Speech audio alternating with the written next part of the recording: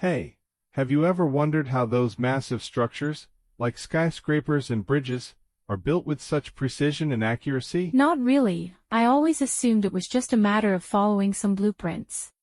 Well, you're partially right, but there's more to it than that. The key lies in something called fabrication drawings. Fabrication drawings. Fabrication drawings are detailed technical drawings that provide precise specifications for fabricating and assembling various components of a structure, the backbone of any major construction project. I see, but why are they so important? Can't the construction workers just follow the architect's blueprints?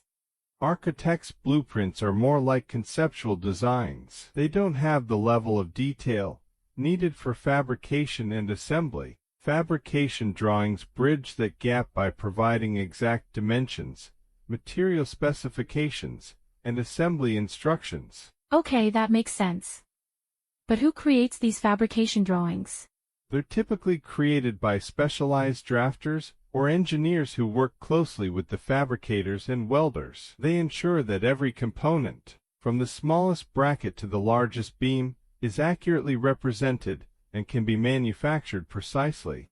I can imagine that these drawings must be incredibly complex, especially for large-scale projects.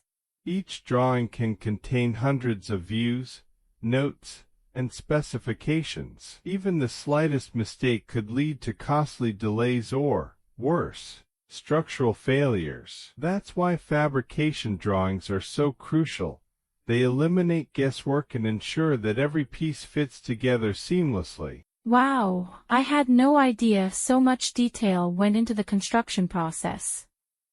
It's amazing how these drawings help turn a concept into reality.